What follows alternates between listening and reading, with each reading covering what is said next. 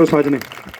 और प्लीज शोर नहीं करना, हाथ जोड़ की विनती है, प्लीज गुड़िया को सुनना आप लोगों ने, ये बेटी ना आपकी बेटी है, ध्यान से सुनना अपने। नशा जो करता है इंसान उसका कभी ना होता कल्याण। नशे की लत जो जारी है वो सबसे बड़ी बीमारी है। मेले लगते हैं शमशानों में, आज उनकी तो कल अपनी बारी है। नमस्कार और राम राम, मैं आपकी बहन, आपकी बेटी अवनी चौधरी।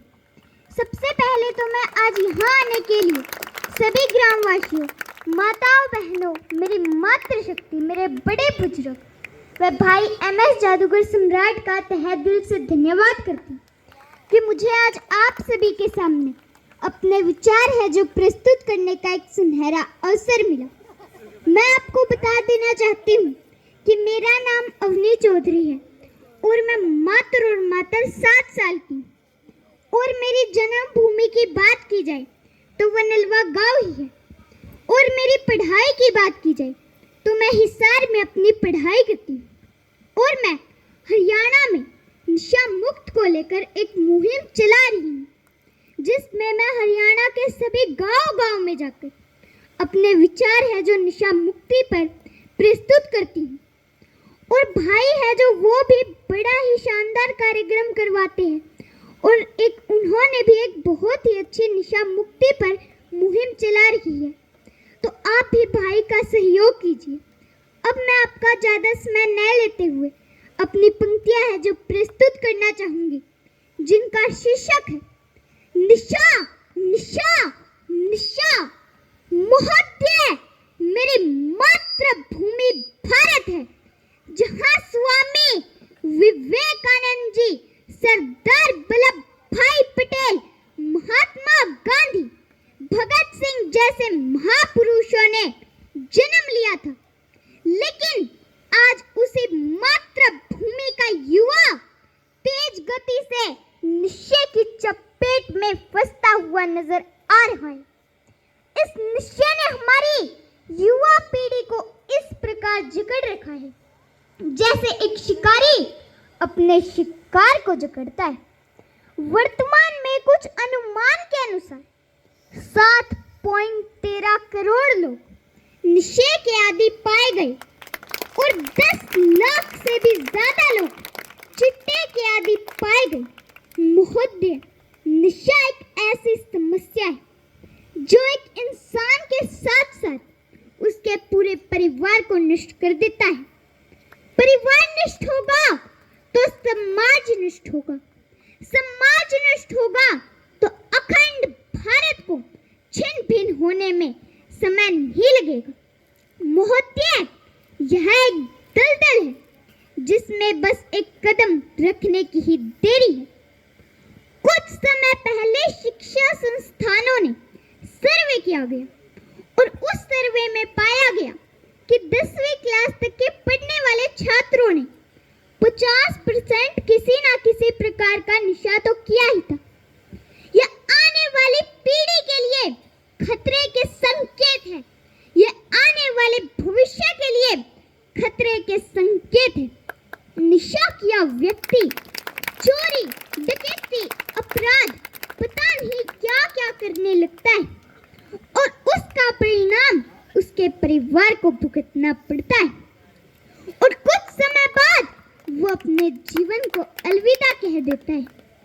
एक बहन अपना भाई खो देती, माँ बाप अपने बुढ़ापे का सहारा खो देती, एक पत्नी अपना जीवन साथी खो देती और आधुनिक समाज की बात की जाए तो बड़े बड़े नेता लोग भी इस नशे की चपेट में और न जाने हमारी युवा पीढ़ी को तो क्या हो गया।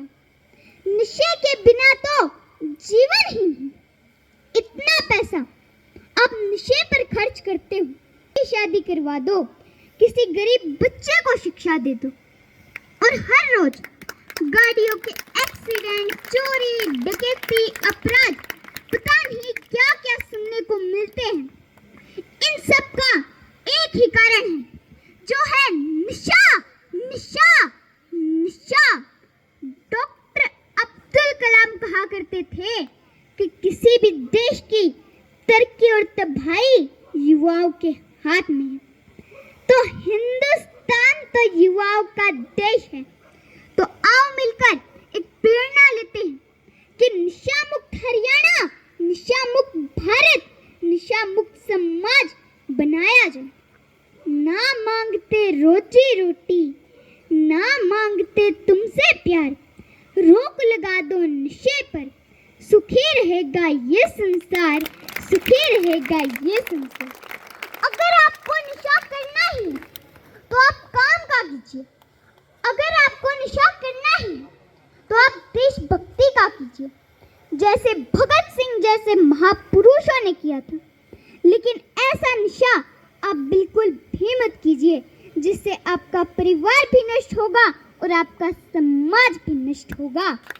मैं पूछना चाहती हूँ उन लोगों से जिन्होंने ये नशा है बनाया। मैं पूछना चाहती हूँ उन लोगों से जिन्होंने ये घरों को जलाने वाला तेजाब है बनाया। शायद हम किसी के पास भी इसका जवाब नहीं। तो आओ मिलकर एक प्रेरणा लेते हैं कि नशा मुक्त हरियाणा बनाया जाए, नशा मुक्त समाज बनाया जाए। मैं यहाँ जितने भी मेरे बड़े बुजुर्ग आए हुए हैं, तो मैं आप सभी से बोलना चाहती हूँ कि बच्चा उस कच्ची मिट्टी की तरह होता है। जिस मिट्टी को आप जैसा ही आकार दोगे वो वैसी ही बन जाएगी। इसलिए आप अपने बच्चे को, आप अपने बेटे को जैसी शिक्षा दोगे वो वैसा ही बन जाएगा। और मैं यहाँ जितने भी मेरे युवा साथी आए हुए हैं, तो मैं आपसे भी एक बात बोलना चाहती हूँ कि आप बुजुर्गों के साथ बैठे, उनके साथ बातें करें, क्योंकि उनको जो जीवन का अनुभव है वो हमें नहीं। इसलिए बुजुर्गों के साथ थोड़ा समय बिताएं, उनके साथ बातें करें और उनका सम्मान कीजिए। और मैं यहाँ जितने भी मेरे माता पिता आए हुए हैं, मैं आपसे भी एक बात बोलना चाहती हूँ कि जो आप ये धन संपत्ति, कोठी, बंगले इकट्ठे करके रखते हो, किसके लिए? अपनी औलाद के लिए। देना है तो अपनी औलाद को अच्छे संस्कार दो, देना है तो अपनी औलाद को अच्छी शिक्षा दो। एक कामयाब औलाद अपने भाग्य में लिखा हुआ, अपने तकदीर में लिखा हुआ अपने आप कमा लेगी। लेकिन अगर आपकी औलाद निकम्मी निकल गई तो यह धन संपत्ति थोड़े से समय में ही नष्ट कर देगी, नष्ट कर देगी। और मैं यहाँ जितने भी मेरे माता पिता आए हुए हैं, मैं आपसे एक बात और बोलना चाहती हूँ कि अगर आपका बच्चा आपसे 10 रुपए मांगे तो आप उसे 5 रुपए दो। अगर आपका बच्चा आपसे जिद और डिमांड करे तो उसे कभी भी पूरी ना करें। तभी आपके बच्चे को 1 रुपए की कीमत और मेहनत लगन का पता चलेगा, और मेहनत लगन का पता चलेगा। मैं मेरे सभी युवा साथियों से बोलना चाहती हूँ, मेरी बहनों, मेरी मातृशक्ति से बोलना चाहती हूँ कि आप जो मंदिर में जाते हो, पूजा करते हो, व्रत रखते हो, भंडारे करवाते हो, लेकिन असली भगवान तो आपके घर में ही, जिन्होंने तुम्हें ये दुनिया, ये संसार है दिखाया।